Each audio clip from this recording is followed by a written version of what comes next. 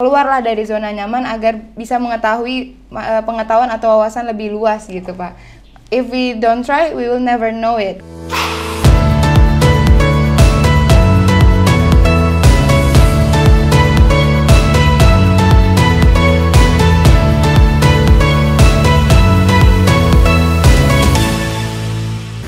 Selamat pagi semuanya. Selamat datang di satu-satu, di mana kita bisa diskusi one on one dengan rekan-rekan kita di Kemenq, karena kita adalah satu rasa, satu asa di Kemenq 1. Tamu kita pagi ini adalah Mbak Zanet, ya. Beliau adalah staf Kemenq yang cukup jauh tempat kerjanya, yaitu di Atambua, Kupang. Beliau dari KPBC Atambua. Selamat pagi Mbak Zanet. Selamat pagi Bapak. Gimana kabarnya Mbak? Alhamdulillah Pak, saya baik banget nih. Dan pasti saya semangat banget nih untuk ikut podcast satu-satu Kemenq ini. Gimana kabar lebarannya Mbak Zanet? Muslim kan Mbak Zanet? Gimana Pak? Muslim ya?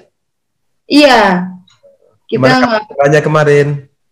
Gak pulang lebaran, di sini aja merayakannya sama teman-teman, sama atasan-atasan juga di sini. Rame.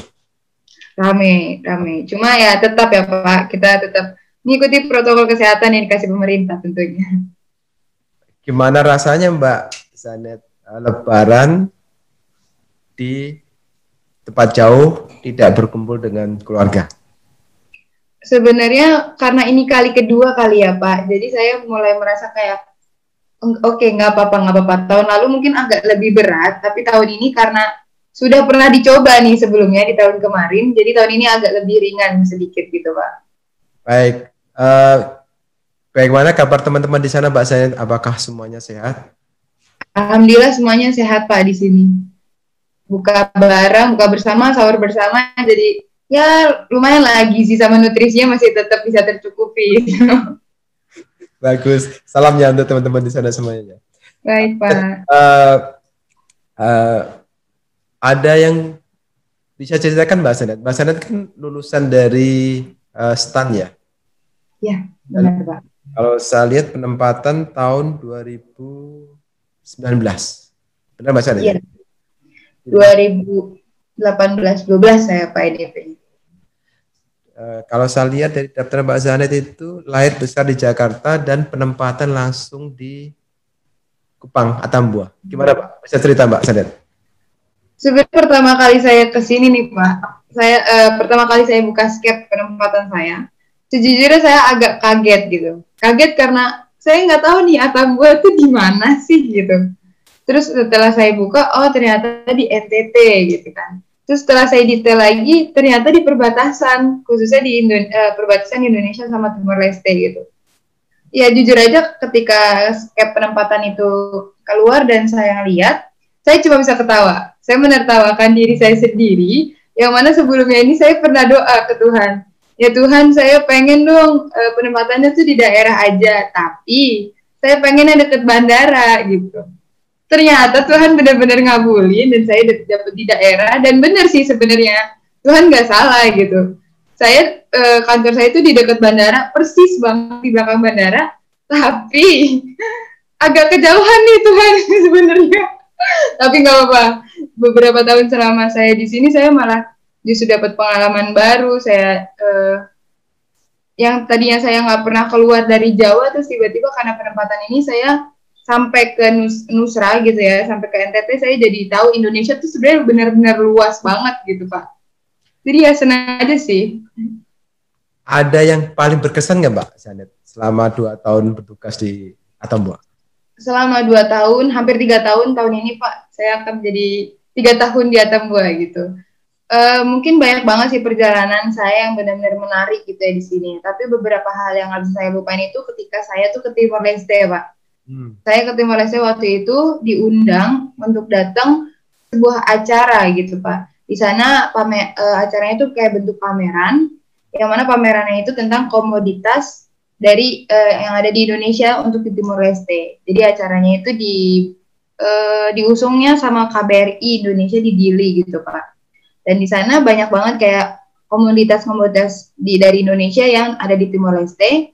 Dan selain itu kayak barang-barang kayak furniture, kain tenun dari Indonesia, terus juga makanan-makanan khas daerah Tambua dan Timor Leste itu semuanya di display di sana Pak. Jadi kita juga bisa nyoba makanan-makanan khas daerah gitu Pak. Itu ya sih yang berkesan. Terus selain itu, saya juga pernah nih Pak diamanahin sama kepala kantor saya untuk bisa menyelenggarakan suatu acara, yang mana acaranya itu berhubungan dengan generasi muda di daerah sini Pak. Namanya Desa Adat Dua Rato. Nah, di situ waktu itu kita ngundang mereka untuk datang ke kantor Bea Cukai Tambua untuk belajar lebih nih Pak tentang Bea Cukai itu gimana sih sebenarnya, ngapain sih Bea Cukai ada di perbatasan, apa sih guna Bea Cukai di perbatasan. Nah, setelah kita undang mereka datang, terus kita benar-benar ngajarin mereka dari nol, yang mereka tuh nggak tahu apa-apa dari orang awam, karena acara sehari menjadi Bea Cukai ini. Jadi mereka benar-benar mengetahui lebih tentang Bea Cukai Tambua di perbatasan gitu, Pak. Sehari menjadi pegawai Bea Cukai. Luar biasa. Mbak Zanet, pegawai KPPC di Atambua jumlahnya berapa ya? Saat ini ada 91 orang, Pak. Berapa persen yang milenial, Mbak? Hampir 80% milenial, Pak. 80% milenial semua. Jadi kalau saat ini misalnya Kementerian Keuangan sedang menggalakkan culture ya, budaya digital gitu, rasa-rasanya pendapat teman-teman dari Atambua seperti apa? Misalnya terkait dengan office automation dan sebagainya gitu, Mbak Ihan. Untuk digitalisasi sendiri, Pak, kalau menurut saya tuh benar-benar ngebantu banget sih dalam pekerjaan ya. Karena jujur aja, saya sendiri ketika saya pertama kali penempatan di sini kan kita belum ada Nadine ya. Kita masih manual pakai kertas, yang mana tiap hari kita bikin ND. Tapi karena gimana ya, pembuatan ND itu masih kayak manual pakai kertas, jadi ada kesalahan sedikit, udah terlanjur ke print, akhirnya kita buang-buang kertas.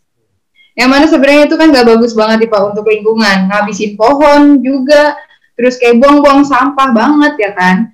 Ketika Nadine itu keluar, kita semua kayak, oke, saatnya kita aplikasiin ini, kita apply di kerjaan kita, biar kita tuh nggak buang-buang kertas lagi kayak sebelumnya. Kita nggak harus ngual-ngual kertas, habis itu dibuang, ataupun print kertas pakai alat lagi tuh kayak, udah zaman belakang banget gitu. Sekarang saatnya berpindah di Nadine, kita mengurangi kertas, paperless gitu ya Pak. Kita juga hanya bisa, nggak perlu datang ke kantor untuk ngeprint, kita hanya duduk di rumah WFH, kita cet, tiba-tiba udah bisa kekirim sampai ke orang yang kita tuju gitu Pak. Lebih efisien Mbak ya, dan lebih cepat ya berarti, lebih produktif. Iya Pak. Produktif ya berarti ya. Mbak Zanet, kalau kolaborasi dengan rekan-rekan Kementerian Keuangan yang lain seperti apa ya di Atambua? Setahu saya kan ada dari KPPN, mesti dari sana ya di Atambua. Mana Mbak Zanet? Biasanya kalau di sini Pak, ketika ada acara besar, seperti misal ulang tahun KPPN, atau misalkan ulang tahun Atambua gitu, BC Atambua, atau misalkan ada acara kayak Hari Kemenkeu gitu Pak, atau acara-acara besar lainnya, sebenarnya kita tuh akan mengundang satu sama lain untuk datang gitu Pak. Kalau nggak salah saya sendiri udah sekitar 2 atau 3 kali mengikuti event yang ada dari KPPN. Jadi biasanya mereka tuh ngundang kita untuk bisa main volley, untuk bisa ngikut acara senam bersama, jalan pagi bersama, itu semuanya dilakuin, dapat door prize juga.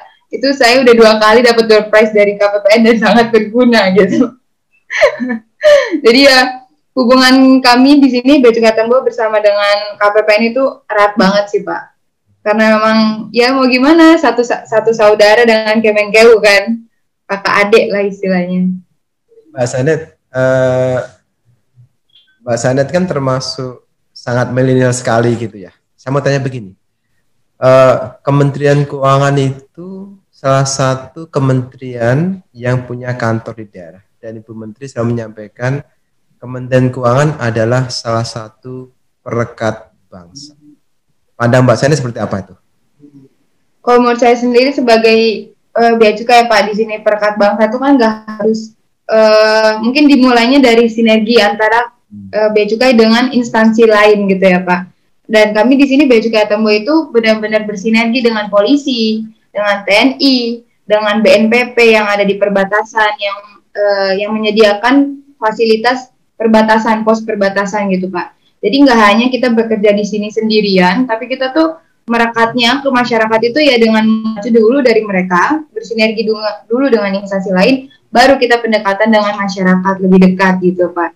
Jadi Kemenkeu sendiri di sini ya bukan hanya sekedar ya udah sini kan saya Kementerian Keuangan, yang lain biasa aja gitu. Gue aja yang ngedeketin mereka untuk bisa tahu gimana sih pajak, gimana sih bea cukai, tapi kami tuh nggak gitu Pak.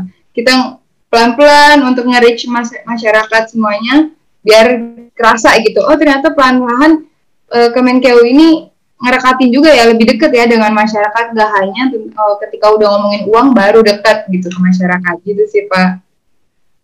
Mas Anet, kan Kementerian Keuangan terus berbenah ya, reformasi terus kita lakukan dengan harapannya kita semakin baik dan semakin baik. Kalau Mbak Sanet, harapan Kementerian Keuangan ke depan seperti apa ya? Yang pasti harapan saya ke depannya supaya Kemenkeu ini bisa membuat inovasi baru nih Pak. Kalau dari persuratan udah, mungkin nanti selanjutnya selain FWS atau co-working space, nanti ketika udah benar-benar diselenggarakan sampai ke daerah, mungkin ada inovasi lain yang bisa kita gunakan gitu Pak di sini, yang bisa menjangkau mungkin lebih, biar pekerjaan kita tuh juga efisien juga, efektif juga gitu. Dan supaya menurut saya sendiri sih citra Kemenkeu sekarang ini udah lebih baik dari masa yang dulu-dulu kan Pak. Saya berharapnya nantinya Kemenkeu ya lebih baik lagi untuk menjangkau masyarakat, biar lebih dekat dengan masyarakat, jadi masyarakat itu nggak punya pikiran buruk lagi terhadap Kemenkeu gitu sih Pak. Mas Sanet ini mau ketemu dengan saya nih, ada yang tanyakan nggak Mas Sanet? Saya pengen nanya mungkin selain apa ya Pak, selain pekerjaan Bapak di kantor pusat ya, Bapak berarti kantornya kantor pusat ya Pak? Ya. Kantor pusat. Kalau di kantor pusat sendiri, Bapak melihat pegawai milenial di sana tuh seperti apa Pak? Apakah mereka kayak tetap karena saya di kota saya harus semangat setiap hari, atau ternyata di sana tuh kayak pengen deh di daerah? Ada nggak sih Pak yang di pusat tuh pegawai milenial malah pengennya di daerah gitu Pak? Ada juga Mbak Sanet. Jadi aku secara aja ya, saya kan pernah menjadi direktur transformasi pemeliharaan, kemudian menjadi direktur sistem informasi dan teknologi pemeliharaan. Ya. Di situ dulu mungkin 70% lebih mungkin milenial, ya milenial. Karena pada waktu itu kita melakukan transformasi sistem pemeliharaan dan anggaran negara. Saya bisa sampaikan luar biasa mereka semuanya. Sangat semangat, sangat open mind, terus bekerja, terus mencari terus bekerja, terus belajar. Dan menurut saya, kalau teman-teman milenial diberi ruang untuk berkarya, pasti akan berkarya dengan baik. Itu yang saya lakukan selama saya baik di waktu menjadi direktur di Dirjen Pemeliharaan maupun saat ini di CTO ya, salah satu Kalakar di CTO. Jadi oleh karena itu pagi ini saya senang sekali ketemu Mbak Sanet ini. Maka salah satu yang saya tanya adalah harapan Kementerian Keuangan ke depan seperti apa gitu ya. Harapan ke teman-teman milenial seperti apa Mbak Sanet? Harapan saya sih sebenarnya kalau pegawai milenial nggak muluk-muluk Pak. Ketika dulu, kalau ketika Zanet itu melihat masa dulu, pegawai-pegawai itu disetting untuk bisa sama dengan atasannya, untuk bisa sama dengan yang lebih tinggi gitu pangkatnya ataupun golongannya. Tapi semakin kesini kan semakin zaman berubah, kita tuh semakin didorong untuk bisa udah kreatif aja, lakuin aja apa yang kalian mau gitu. Nah, gimana pun itu, sekarang itu Zanet sendiri juga menanamkan ya ke diri Zanet gitu Pak, untuk bisa lebih berkreasi, nggak cuma pengen di humas doang, karena kan Zanet di sini kan sebagai humas nih Pak, Jadi Zanet tuh nggak pengen, rasanya tuh nggak pengen di humas doang. Beberapa bulan terakhir itu, bulan lalu contohnya, itu Zanet juga pengen masuk ke pelayanan gitu, pengen tahu gimana sih sebenarnya kalau di pelayanan di batas tuh kayak gimana gitu. Jadi ya Zanet berharap semoga pegawai milenial yang ada di Kemenkeu ini gak hanya berpatokan pada satu lingkup aja gitu Pak. Keluarlah dari zona nyaman agar bisa mengetahui pengetahuan atau wawasan lebih luas gitu Pak. If we don't try, we will never know it kan gitu kan Pak istilahnya. Kalau kita nggak nyoba keluar dari zona nyaman, kita nggak bakal tahu sebenarnya dunia luar tuh kayak apa gitu. Bagus sih Mbak kata-kata keluar dari zona nyaman nih ya. Yes, sekali Mbak. Itu yang selalu juga saya sampaikan teman-teman saya di sini, bahwa kita harus berani keluar dari zona nyaman ya. Karena tanpa keberanian itu kita nggak akan pernah belajar, kita tidak akan pernah mendapatkan pengalaman baru. Artinya kita nggak pernah bisa melakukan inovasi yang sangat-sangat produktif. Mungkin begitu Mbak Sanet ya. Saya terima kasih sekali ya Mbak Sanet bisa bergabung dengan program podcast satu-satu ya dari CTO ini ya. Mudah-mudahan yang disampaikan Mbak Sanet ya bisa sangat bermanfaat bagi kita semua, terutama teman-teman milenial. Salam saya untuk teman-teman di Atambua. Terus sehat, jaga produktivitas, jaga semangat, terus tingkatkan kolaborasi baik dengan teman-teman di internal Kementerian Keuangan maupun di lingkungan sekitar ya, pemerintah daerah dan sebagainya. Jaga kesehatan Mbak Sanet ya. Terima kasih. Demikian teman-teman semuanya. Episode pertama satu-satu kali ini. Sampai jumpa pada episode berikutnya. Satu rasa, satu asa, Kemenkeu 1. Terima kasih Mbak Sanet, terima kasih teman-teman. Terima kasih Bapak, terima kasih. Assalamualaikum warahmatullahi wabarakatuh.